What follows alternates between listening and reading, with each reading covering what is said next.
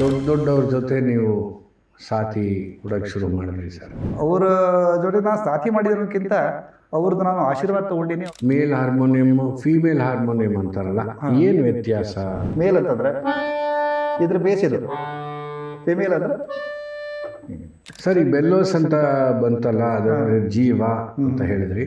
ಒಂದೆರಡು ಉದಾಹರಣೆ ನೀವು ತೋರಿಸ್ಬೋದಾ?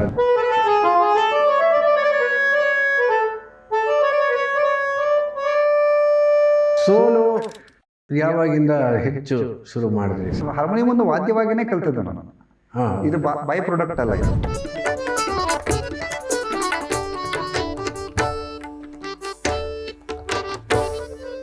ನಂತರದಲ್ಲಿ ದೊಡ್ಡ ದೊಡ್ಡವ್ರ ಜೊತೆ ನೀವು ಸಾಥಿ ಕೊಡೋಕ್ಕೆ ಶುರು ಮಾಡಿದ್ರಿ ಸರ್. ಅದ್ರ ಬಗ್ಗೆ? ಅದು ನನ್ನ ದೊಡ್ಡ ಸೌಭಾಗ್ಯ, ಪೂರ್ವಜನ್ಮದ ಸೌಭಾಗ್ಯ ಅನ್ಬೋದು. ನಾನು ಯಾವತ್ತೂ ಕನಸು ಮನಸ್ಸಿನಾಗ ಎಣಿಸಿರಲಿಲ್ಲ. ನಿಮ್ಮ ಬಯೋಡಾಟಾ ನೋಡಿದಾಗ ಎಲ್ಲ ದೊಡ್ಡ ದೊಡ್ಡ ಹೆಸರು ಇದೆ. ಅದರ ಅನುಭವ ಸ್ವಲ್ಪ ಹೇಳಿ. ನಾನು ವಿಶೇಷವಾಗಿ ಉಲ್ಲೇಖ ಮಾಡಬೇಕಾಗಿದ್ರು ಪಂಡಿತ್ ಭೀಮಸೇನ್ ಜೋಶಿ ಅವರು, ಡಾಕ್ಟರ್ ಗಂಗೂಬಾಯಿ ಹಣಗಲ್ ಅವರು. ಅವರ ಜೊತೆ ನಾನು ಸಾಥಿ ಮಾಡಿರೋದಕ್ಕಿಂತ ಅವ್ರದ್ದು ನಾನು ಆಶೀರ್ವಾದ ತೊಗೊಂಡಿನಿ. ಅವರಿಂದ ಅಷ್ಟು ಅವ್ರ ಜೊತೆ ಕೂತು ನಾನು ನನ್ನ ಎಷ್ಟು ದೊಡ್ಡ ಇರೋ ಲರ್ನಿಂಗ್ ಎಕ್ಸ್ಪೀರಿಯನ್ಸ್. ಹೌದು. ಎಲ್ಲನೂ ಕಲಿಯು, ಬರೀ ಸಂಗೀತ ಅಷ್ಟೇ ಅಲ್ಲ, ಜೀವನನೇ ಕಲಿಯುವಂಥದ್ದು ಇದು ಪ್ರಸಂಗ. ಅಂದ್ರೆ ಯಾರು ಹಾಡು ನಾವು ಅಗದಿ ಹುಟ್ಟ ಕಣ್ಣು ಬಿಟ್ಟಾಗಿಂದ ಅವ್ರ ಹಾಡು ಕೇಳ್ಕೋತ ಬೆಳೆದು ಅವ್ರ ಜೊತೆ ಕೂತಾಗ ಒಂದು ದೇವ್ರ ಜೋಡಿ ಕೂತಂಗೆ ಅನಿಸ್ತೀವಿ ಖರೆ ಹೇಳ್ಬೇಕಂತ. ಅಂಥವ್ರ ಜೊತೆ ನಾವು ಹೇಗೆ ನುಡಿಸಿದ್ವಿ ಅನ್ನೋದಕ್ಕಿಂತ ವೇದಿಕೆ ಜೊತೆ ಕೂತಿದ್ದೀವಲ್ಲ ಅನ್ನೋದೇ ಒಂದು ದೊಡ್ಡ. ಯಾಕೆ ಖರೆ ಹೇಳ್ಬೇಕಂದ್ರೆ ಅವ್ರ ಜೋಡಿ ಬರ್ಸ್ಬೇಕ್ರಿ ಇನ್ನೂ ತ್ರಾಸೇ ಆಗಲಿ ನಮ್ಗೆ. ಯಾಕಂದ್ರೆ ಅಷ್ಟು ಪ್ರೀತಿ ಮಾಡ್ತಿದ್ವಲ್ಲ. ಹೌದು. ಯಾರ ಸಂಗೀತ ನಾವು ಭಾಳ ಪ್ರೀತಿ ಮಾಡ್ತೀವಲ್ಲ, ಅವ್ರಿಗೆ ಹೃದಯದಾಗ ಇಟ್ಕೊಂಡಿರ್ತೀವಲ್ಲ, ಅವ್ರಿಗೆ ಜೋಡಿ ಸಾಥಿ ಮಾಡ್ಬೇಕಾದ್ರೆ ಇನ್ನೂ ತ್ರಾಸ ಆಗೋದಿಲ್ಲ. ಎಲ್ಲೇ ಯಾವ್ದು ಹೊರಗಿಂದ ಬರ್ತದಲ್ಲ ಅದನ್ನ ಅದ್ರ ಜೋಡಿ ಹೋಗೋದು ಸ್ವಲ್ಪ ಅದಕ್ಕೆ ನಾವು ಶ್ರಮ ಪಡ್ಬೇಕಾಗ್ತಾರೆ.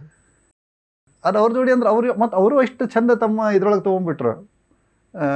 ನಾವು ತಮ್ಮ ಜೋಡಿ ತೊಗೊಂಡು ನಮ್ಗೆ ಯಾವಾಗೂ ಅನಿಸ್ಲಿಕ್ಕೆ ಕೊಡಲಿಲ್ಲಲ್ಲ, ನಾ ಇಷ್ಟು ದೊಡ್ಡವಿದ್ದೀನಿ, ನೀವು ಇಷ್ಟು ಸಣ್ಣವ್ರಿದ್ದೀವಿ ಅಂತ ನಮಗೆ ಹಂಗೆ ಆ ಭಾವನೆ ಬರಲಿಕ್ಕೆ ಕೊಟ್ಟಿಲ್ಲ ಅವರು. ಅದು ಗ್ರೇಟ್ನೆಸ್ ಅಲ್ವಾ? ಅದನ್ನೇ ಕಲಿಬೇಕು ನಾವು. ಇನ್ಸ್ಪೈಟ್ ಆಫ್ ಅಕಂಪ್ಲಿಷ್ಮೆಂಟು ಇಷ್ಟು ಸಾಧನೆ ಮಾಡಿರೋ ಸಾಧನೆಗೆ ಏನು ಬೇಕಾದ್ರೂ ಮಾಡ್ಬಿಡ್ಬೋದು. ಒಂದ್ಸತಿ ಹಿಂಗೆ ಜೋರಾಗಿ ಕಂಡುಬಿಟ್ರೆ ನಮ್ಮದು ಬಿಡ್ತಾರೆ. ಏನು ಕಾಟೋಟಿ ಅವರೇ ವ್ಯತ್ಯಾಸ ಅಂದರೆ ಹಾರ್ಮೋನಿಯಂ ನುಡಿಸೋದ್ರಲ್ಲಿ ಮೇಲ್ ಫೀಮೇಲ್ ಜೋಡಿ ನುಡಿಸ್ಬೇಕಾದ್ರೆ ಏನಾದರೂ ವ್ಯತ್ಯಾಸ ಇದೆಯಾ ಸಾಥ್ ಸಂಗತಲ್ಲಿ? ಅಂದ್ರೆ ಮೇಲ್ ಜೆಂಡರ್ ಓರಿಯೆಂಟೇಷನ್ಗಿಂತ ಗಾಯಕರ ಮನೋಧರ್ಮ, ಅವರು ತಮ್ಮ ಬಗ್ಗೆ ಏನು ಅಂದ್ಕೊಂಡಾರೆ, ನಮ್ಮ ಬಗ್ಗೆ ಏನು ಅಂದ್ಕೊಂಡಾರೆ, ಅಥವಾ ತಮ್ಮ ಸಂಗೀತದ ಬಗ್ಗೆ ಏನು ಅಂದ್ಕೊಂಡಾರೆ, ಮತ್ತು ಅದನ್ನ ಹೆಂಗೆ ಅವರು ಸ್ಟ್ರೀಮ್ ಮಾಡ್ತಾರೆ, ತಮ್ಮ ಹೆಂಗೆ ಡೆಲಿವರ್ ಮಾಡ್ತಾರೆ. So that really matters. ಅಂದರೆ ನಮ್ಮ ಕೆಲವರಿಗೆ ಅವರೊಳಗೆ ಎಷ್ಟು ಸಹಜತೆ ಇರ್ತಾರೋ ಅಷ್ಟು ಸುಲಭ. ಕೆಲವರು ಎಷ್ಟು ಅದನ್ನ ಕಾಸ್ಮೆಟಿಕ್ ಆಗಿ ಮಾಡ್ಕೊಂಡು ಬರ್ತಾರಲ್ಲ, ಇಂಟ್ರಿಕೇಟ್ ಮಾಡಿದಾಗ ಅವಾಗ ಕಷ್ಟ ಆಗಿಬಿಡ್ತದೆ. ಸಹಜವಾಗಿದ್ದರೆ ಏನು ತೊಂದರೆ. ಯಾಕೆಂದರೆ ಏನು ಕಮ್ಯುನಿಕೇಷನ್ ಇರು, ಒಬ್ಬರು ಕಲಾವಿದರು ಗಾಯಕರು ಹಾರ್ಮೋನಿಯಂ ತಬಲ ಹಿಡ್ಕೊಂಡು ಒಂದು 3 ಟ್ರಯಾಂಗ್ಯುಲರ್ ಇದಕ್ಕೆ ಒಂದು ಟೀಮ್ ಮಾಡಿ ಕಮ್ಯುನಿಕೇಟ್ ಮಾಡೋದು. ಫಸ್ಟ್ ನಮ್ಮೊಳಗೆ ಕಮ್ಯುನಿಕೇಟ್ ಆಗಬೇಕು. ಲಯದು ತಾಳದು ಇಲ್ಲಿ ಕಮ್ಯುನಿಕೇಟ್ ಆದರೆ ಸ್ವರದ್ದು ಇಲ್ಲಿ ಕಮ್ಯುನಿಕೇಟ್ ಆಗ್ತಿರ್ತಾರೆ. ಸೊ ಅದ್ರೊಳಗೆ ಎಷ್ಟು ಕ್ಲಾರಿಟಿ ಇರ್ತಾರೋ ಅಷ್ಟು ನಮಗೆ. ಯಾಕಂದ್ರೆ ಈ ಮಾನಿಟರ್ದ ಕ್ಲಾರಿಟಿ ಸಾಕಾಗಂಗಿಲ್ಲ, ಅದಕ್ಕೆ ನಮ್ಮ ವಿಚಾರಗಳು. ಅಂದರೆ ನಾನು ಯಾಕೆ ಕೇಳಿದೆ ಅಂದರೆ, ಈಗ ನಮ್ಮಲ್ಲಿ ಅಂದರೆ ನಮ್ಮ ಕರ್ನಾಟಕ ಸಂಗೀತದಲ್ಲಿ ಫೀಮೇಲ್ ಆ್ಯಂಡ್ ಮೇಲ್, ಇವಾಗ ಕೆಲವರು ಲೇಡೀಸ್ಗೆ ನುಡ್ಸಲ್ಲ ಅನ್ನೋದು, ಮೃದಂಗದವರಾಗಲಿ ವೈಲಿನ್ ಆಗಲಿ ಇರುತ್ತೆ. ಆ ಥರ ಸಿಚುಯೇಷನ್ನು ಹಾರ್ಮೋನಿಯಂನಲ್ಲಿ ಇಲ್ಲ. ಸಾಮಾನ್ಯಕ್ಕೇನು ಆ ಥರ ನೋಡಲಿ ಎಲ್ಲರಿಗೂ ನುಡಿಸ್ತಾರೆ. ಅದಕ್ಕೆ 2 ಕಾರಣ ಅಂದರೆ ಶ್ರುತಿ, ಅದು ಜಿ ಶಾರ್ಪ್ ಆಗುತ್ತೆ, ಹಾಡೋರು ಸಿ ಶಾರ್ಪು. ಮೃದಂಗ ಚಿಕ್ಕದಾಗುತ್ತೆ. ಅದರಿಂದ ಹಾರ್ಮೋನಿಯಂನಲ್ಲಿ ಹಾರ್ಮೋನಿಯಂ ಒಳಗೆ ಆ್ಯಕ್ಚುಲಿ ಹೆಂಗದಂತಂದ್ರೆ ಮುಂಚೆ ಅಂದ್ರೆ ಈಗ ಸುಧಾ ಓವರಾಲ್ ನೋಡಿದರೆ ಒಂದು 90% ಹಾರ್ಮೋನಿಯಂ ಅದಕ್ಕೂ ಜನರಲ್ ಟ್ಯೂನಿಂಗ್ ಹಾರ್ಮೋನಿಯಂ ತೊಗೊಂಡೇ ಬರ್ತಾರೆ. ಒಂದೇ ಹಾರ್ಮೋನಿಯಂ ಮೇಲೆ ಎಲ್ಲರಿಗೂ ಸಾರ್ವಜನಿಕರು. ಆ್ಯಕ್ಚುಲಿ ಹಂಗಿಲ್ಲ, ಅದು ಒಂದೊಂದು ಪಿಚ್ಚಿಗೆ ಒಂದೊಂದು ಹಾರ್ಮೋನಿಯಂ ನಾವು ಟ್ಯೂನ್ ಮಾಡಿಕೊಂಡು ಗಾಯಕರು ಪಿಚ್ ಯಾರು ಅಂತ ತಿಳ್ಕೊಂಡು ಅದಕ್ಕೆ ತಕ್ಕಂಥ ಹಾರ್ಮೋನಿಯಂ ತೊಗೊಂಡು ಹೋಗೋದು ಅದು ಸೂಕ್ತ ಅಂತ. ಅದೇ ಕೇಳಬೇಕು ಅಂತಿದ್ದೆ ಆವಾಗಲೇ. ಮೇಲ್ ಹಾರ್ಮೋನಿಯಮ್ ಫೀಮೇಲ್ ಹಾರ್ಮೋನಿಯಮ್ ಅಂತಾರಲ್ಲ, ಏನು ವ್ಯತ್ಯಾಸ? ಅಲ್ಲ ಹೆಂಗತ್ತೆ ಆ್ಯಕ್ಚುಲಿ ಇದು ಮೇಲ್ ಫಿಮೇಲ್ ಅಂತಂದ್ರೆ ರೀಡ್ದು ಪ್ರಕಾರನೂ ಆಗ್ತಾರೆ ಅದು. ಹಾಂ, ಹಾರ್ಮೋನಿಯಂ ಒಳಗೆ 3 ಥರದ ರೀಡ್ ಇರ್ತಾವೆ, ಬೇಸ್ ಮೇಲ್ ಫಿಮೇಲ್ ಅಂಥೇಳಿ. ಬೇಸ್ ಅಂತಂದ್ರೆ ಒಂದು ಫ್ರೀಕ್ವೆನ್ಸಿದ ಅರ್ಧರಷ್ಟು ಫ್ರೀಕ್ವೆನ್ಸಿ ಕೊಡ್ತರು ಬೇಸರು. ಸ್ಟ್ಯಾಂಡರ್ಡ್ ಫ್ರೀಕ್ವೆನ್ಸಿ ಕೊಟ್ಟರೆ ಅದು ಮೇಲು, ಡಬಲ್ ಫ್ರೀಕ್ವೆನ್ಸಿ ಕೊಟ್ಟರೆ ಫಿಮೇಲು. ಅಂದರೆ ಇದು ಮೇಲ್ ಅಂತಂದರೆ ಇದ್ರ ಬೇಸ್ ಇದು, ಫಿಮೇಲ್ ಅಂದರೆ ಹೀಗೆ. ಸೊ ಹಾರ್ಮೋನಿಯಮ್ಮೇ ಬೇರೆ ಬೇರೆ ರೀಡ್ಗಳು ಅದರ ದಪ್ಪ ಡಿಪೆಂಡ್ ಅಪಾನ್ ಥಿಕ್ನೆಸ್. ಹೌದೌದು. ಜಾಸ್ತಿ ದಪ್ಪ ಇದ್ರೆ ಬೇಸ್ ಇರ್ತಾರೆ, ಸ್ಟ್ಯಾಂಡರ್ಡ್ ಇದ್ರೆ ಮೇಲ್ ಇರ್ತಾರೆ, ತಿಳಿವಿದ್ರೆ ಫಿಮೇಲ್ ಆಗಿಬಿಡ್ತಾರೆ. ಅಂದರೆ ಟೋನ್ ಅವರು tone on the basis of tonal ಇದು ಔಟ್ಪುಟ್. ಅಂದರೆ ಸಾಮಾನ್ಯ ಹಾರ್ಮೋನಿಯಂ ಅಂದರೆ ಒಂದಿದ್ರೆ ಎಲ್ಲ ಶ್ರುತಿಗೂ ನುಡಿಸ್ಬೋದು. ಹಾಂ, ಅಂದ್ರೆ ಅದು ಜನರಲ್ ಟ್ಯೂನಿಂಗ್. General tuning. ಕರೆ ಈಗ ಶಾಸ್ತ್ರೀಯ ಸಂಗೀತದೊಳಗೆ ಆಗ್ತಾರೆ, ತಂಬೂರಿ ಹಚ್ಚಿರ್ತಾರಲ್ಲ, ಹಾರ್ಮೋನಿಯಂ ಇಟ್ಕೊಂಡೇ ತಂಬೂರಿ ಹಚ್ಚಬೇಕು. ಆ ತಂಬೂರಿ ಒಳಗೇನು ಚಲೋ ಗಂಧಾರ ಬರ್ತಿರ್ತಾರೆ, ಅದು ಹಾರ್ಮೋನಿಯಂ ಒಳಗಿದ್ರೆ ಅದು ಚಲೋ ಹಿತ ಕೊಡ್ತಾರೆ. ಅದು ಸಪೋಸ್ ಜನರಲ್ ಟ್ಯೂನಿಂಗ್ ಹಾರ್ಮೋನಿಯಂ ಕೊಟ್ಟರೆ ತಂಬೂರಿ ಗಂಧಾರಕ್ಕಿಂತ ಭಾಳ ಎತ್ತರ ಇರ್ತದೆ ಅದು.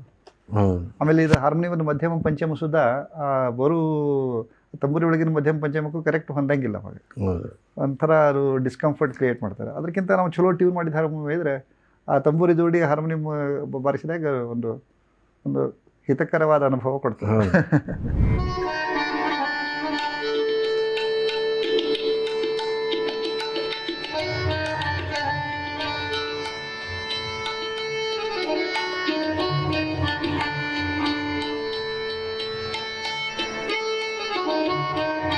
ಈ ಸ್ಕೇಲ್ ಶಿಫ್ಟ್ ಹಾರ್ಮೋನಿಯಂ ಅಂತ ಬಂತು. ಹೌದು. ಅಂದರೆ ಮುಂಚೆ ಇರಲಿಲ್ಲ, ಆಮೇಲಿಂದ ಮಾಡಿದ್ರು. ಅದರ ಅಡ್ವಾಂಟೇಜ್ ಅಂದರೆ ಫಿಂಗರಿಂಗ್ ದೃಷ್ಟಿಯಿಂದ ಅಷ್ಟೇ ಅಡ್ವಾಂಟೇಜು. ಎಲ್ಲ ಒಂದೇ ಶ್ರುತಿಗೆ ತಂದು ಮಾಡ್ಕೋಬೋದು.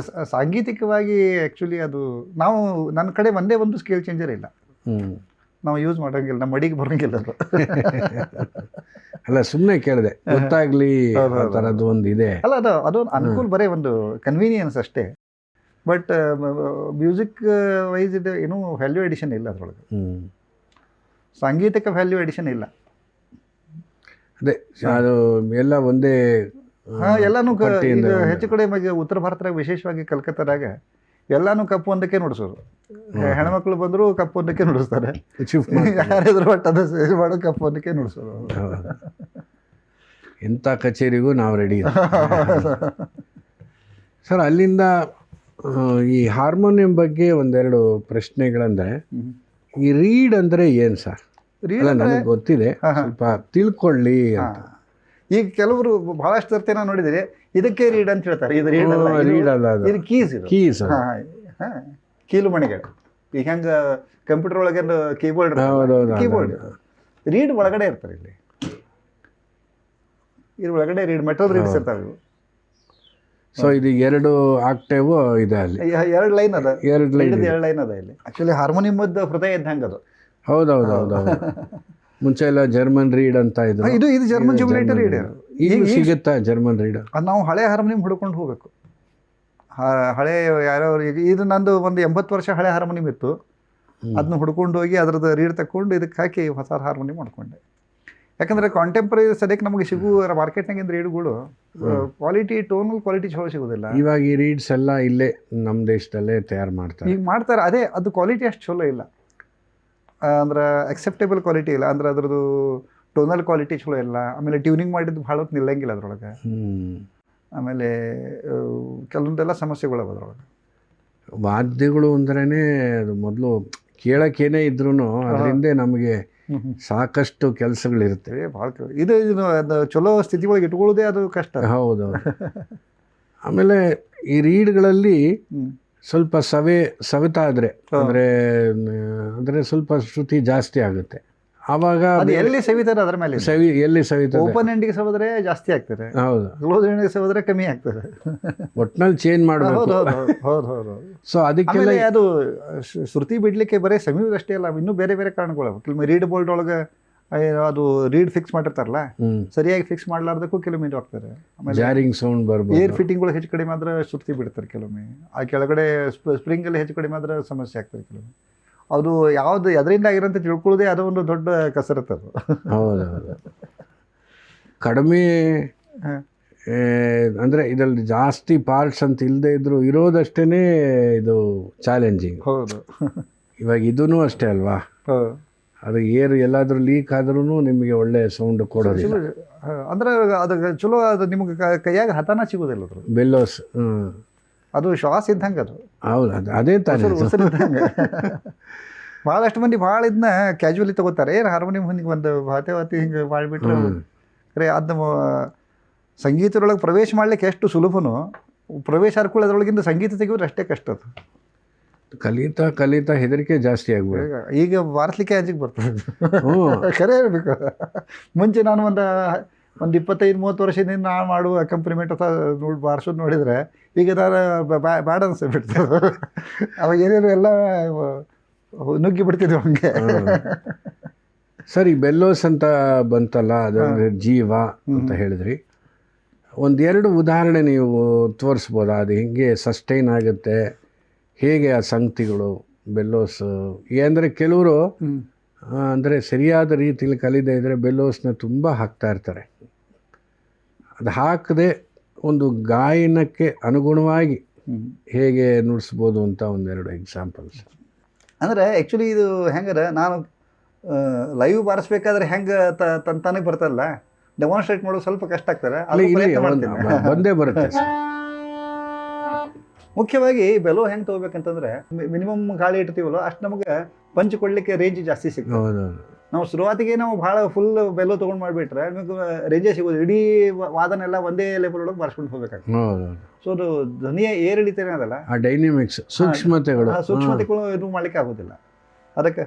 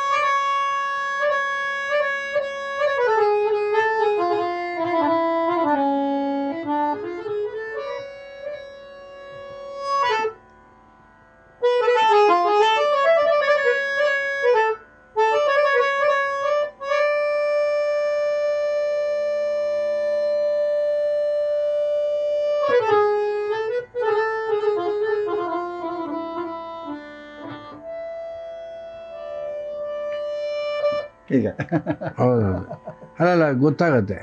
ಜೊತೆಗೆ ನಿಮ್ಮ ಅನುಭವ,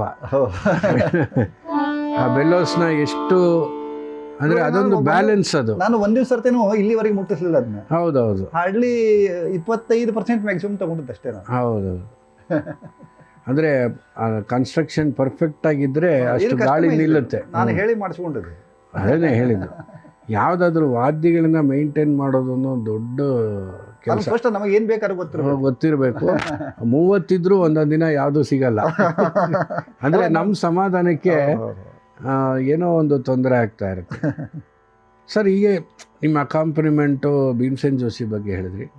ಇವಾಗ ನೀವು ಬೇಗಂ ಪರ್ವೀನ್ ಸುಲ್ತಾನ್ ಅವ್ರಿಗೂ ನುಡಿಸಿದ್ರಿ. ಅವರ ರೇಂಜು ಒಂದು 3 ಆಕ್ಟಿವ್ ಹೋಗಿ ಇನ್ನೂ ಹೋಗ್ತಾರೆ. ಆ ಥರ ಇದ್ದಾಗ ನಿಮ್ಗೇನು ಸವಾಲು ಅನಿಸುತ್ತೆ? ದಿ ಚಾಲೆಂಜಿಂಗ್ ಸವಾಲು ಅಂತಂದರೆ ಆ ರೇಂಜಿಗೆ ನಾವು ಅವ್ರನ್ನ ಹಾಡಿದ್ದನ್ನು ಹಿಡಿಬೇಕಲ್ಲ. ಹಾಡು ಹಿಡ್ಕೊಳ್ಳೋದೇ ಒಂದು ದೊಡ್ಡ ಸವಾಲು. ಹೌದೌದು, ಅವ್ರ ಸ್ಪೀಡು ಮತ್ತು ರೇಂಜು ಇಡ್ತೀವಿ. ಹೌದೌದು. ಆಮೇಲೆ ಅವರು ಅಷ್ಟೇ ವೆರಿ ಭಾಳ ಪ್ರೇಮಮಯಿ ಅವರು. ನಾವು ಅವ್ರ ಜೊತೆ ನಾನು ಅವ್ರು ಏನು ಕಷ್ಟಪಡೋಂಗೆ ಇಲ್ಲ, ಸುಮ್ಮನೆ ಆರಾಮ್. ಅವ್ರದ್ದು ನಾವು ಭಾಳ ಸಣ್ಣಂದ್ರತಾಗಿಂದ ಕೇಳಿ ಅವ್ರದ್ದು ನಾನು ಅವರು ಉಸ್ತಾದ್ ದಿಲ್ಶಾದ್ ಖಾನ್ ಅದು ದೀನ ದುಃಖಿ ಅನ್ನೋಕ್ಕಂತೆ ಇದ್ರದ್ದು ಕೇಳಿದ್ವಿ ನಾವು. ಅವರು ಹಳೇ ಸಣ್ಣಂದ್ರತಾಗಿಂದ ಕೇಳ್ಕೊಂಡೆ ಬೆಳೆದಲ್ಲ. ಸೊ ಆ ಗಾಯನಕ್ಕೆ ನಮಗೆ ಏನೇನು ತ್ರಾಸ ಆಗೋದಿಲ್ಲ.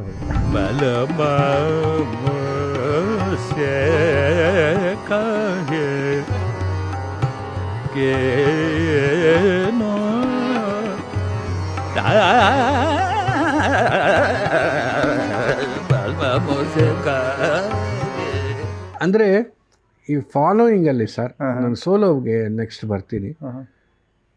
ನಿಮಗೆ ಏನಾಗುತ್ತೆ, ಹೆಚ್ಚು ಕೆಲವು ಸತಿ ಕೆಲವರು ಈ ನಡುವೆ ಸ್ವಲ್ಪ ಅವಕಾಶ ಕೊಡ್ತಾ ಇದ್ದಾರೆ. 1-2 ಆವರ್ತ ಆದರೂ ವಿಳಂಬಿತಲ್ಲಿ ಬಿಡ್ತಾರೆ. ಮೊದಲು ತುಂಬ ಕಡಿಮೆ. ಅಂದರೆ ಹಾರ್ಮೋನಿಯಂ ಮನೋಧರ್ಮ ಇನ್ನೇನು ಹಿಂಗೆ ಶುರು ಮಾಡಬೇಕು ಅಂದ ತಕ್ಷಣ ಅವರು ಬಂದ್ಬಿಡ್ತಾರೆ. ಅವರೆಲ್ಲ ನೀರು ಕುಡಿಬೇಕಾದ್ರೆ, ಕೆಮ್ಮು ಬಂದರೆ, ಡೈರಿ ತೆಗಿಬೇಕಾದ್ರೆ ಅವಾಗ ಬರೆಸ್ಬೇಕು ನಾವು. ಇಲ್ಲಾರ ಅಲ್ಲಕ್ಕೂ ಮತ್ತೆ ಅದರಲ್ಲೂ ಇನ್ನೊಂದು ಚೂರು ಇದು ಮಾಡೋಗಿದ್ರೆ ಬಂದ್ಬಿಡ್ತಾರೆ. ಬಟ್ ಈ ನಡುವೆ ನಾನು ನೋಡಿದ್ದೀನಿ ಸ್ವಲ್ಪ ಕೆಲವರು ಅವಕಾಶಗಳನ್ನು ಅಂದರೆ ಕೊಟ್ಟು 1-2 ಅದು ಕಾನ್ಸೆಪ್ಟು ಬೇರೆ ಅದ. ಆ್ಯಕ್ಚುಲಿ ನಾನು ಇದನ್ನ ಡೈರೆಕ್ಟ್ ಕಂಪ್ಯಾರಿಸನ್ ಮಾಡ್ತಿದ್ದೆ ಮುಂಚೆ. ಕರ್ನಾಟಕ ಸಂಗೀತ, ಹಿಂದೂಸ್ತಾನಿ. ಕರ್ನಾಟಕ ಸಂಗೀತದೊಳಗೆ ಎಲ್ಲರಿಗೂ ಹೆಂಗೆ ಸರ್ಕ್ಯುಲರ್ ಒಂದು ಅವಕಾಶ ಇರ್ತದಲ್ಲ, ಟರ್ನ್ ಬೈ ಟರ್ನ್. ಸೊ ಹಂಗೆ ಹಿಂದೂಸ್ತಾನಿ ಒಳಗೆ ಹಾಕಂಗಿಲ್ಲ ಅಂತ ಕೆಲವೊಬ್ರಿಗೆ ನಾವು ಕೇಳ್ತಿದ್ರು. ಖರೆ ಅದ್ರ ಕಾನ್ಸೆಪ್ಟ್ ಹೆಂಗಂತಂದ್ರೆ, ನನಗೆ ತಿಳಿದ ಪ್ರಕಾರ ಹಿಂದೂಸ್ತಾನಿ ಸಂಗೀತದ್ದು ಸೆಂಟರ್ ಪಾಯಿಂಟು ಮೇನ್ ಆರ್ಟಿಸ್ಟು ಅಲ್ಲ, ರಾಗನೂ ಅಲ್ಲ, ವಿಚಾರ. ಅದಕ್ಕೆ ಖಯಾಲ್ ಅಂತ ಹೇಳ್ತಾರೆ ಈ ಸಂಗೀತಕ್ಕೆ. ಸೊ ಆ ವಿಚಾರ ಏನತ್ತಲ್ಲ, ನಡು ಯಾರು ಕುದಿರ್ತಾರಲ್ಲ ಅವನು ವಿಚಾರ ಅದು. ಆ ವಿಚಾರ ಎಸ್ಟಾಬ್ಲಿಷ್ ಆಗ್ಕೊಳ್ಳಿ, ಎಲ್ಲರೂ ಆ ವಿಚಾರ ಬಾರಿಸ್ಬೇಕಂತ. ತಬಲಾದವರು ಅದೇ ವಿಚಾರ ಬಾರಿಸ್ಬೇಕು ತಬಲಾದ ಮೂಲಕ.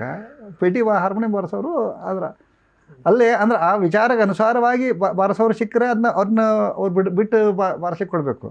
ಕೆಲವೊಮ್ಮೆ ವಿಚಾರದ್ದು ಹೊಂದಾಣಿಕೆ ಇದ್ದಿಲ್ಲ ಅಂತಂದ್ರೆ, ಸ್ವಲ್ಪ ಇವರು ಹಾಡೋದು ಒಂದು ವಿಚಾರ, ರಾಗ ಯಮನೇ ಇದ್ರೂ ಸುದ್ದ ಅದರದ್ದು ವಿಚಾರ ಸರಣಿ ಬೇರೆ ಆಯ್ತಂತಂದ್ರೆ ಅದು ವಿಸಂಗತಿ ಆಗಿಬಿಡ್ತದೆ. ಅಂದ್ರೆ ಆ ಲೆವೆಲ್ಗೆ ಹೋಗಿ ವಿಚಾರ ಮಾಡೋರು ಇರ್ಬೋದು. ಯಾಕೆಂದ್ರೆ ಅವರೆಲ್ಲೋ ಗಂಧಾರಲ್ಲೋ ಮಧ್ಯಮನಲ್ಲೋ ಬಿಟ್ರೆ ನಾವು ಏಕ್ದಮ್ ಮೇಲ್ಗಡೆ ಎಲ್ಲೋ ಅದನ್ನೇ ಆ ಒಂದು ಓಟನೇ ಇಟ್ಕೊಂಡು. ಈಗ ನೋಡಿ ನಮ್ಗೆ ಘರಾಣಿಗರ ಅನುಸಾರವಾಗಿ ಕಿರಾಣ ಘರಾಣದ್ದು ಹಾಡು, ಜೈಪುರ ಘರಾಣದ ಹಾಡು ಅವೆಷ್ಟು ಬದಲು ಇರ್ತಾವೆ.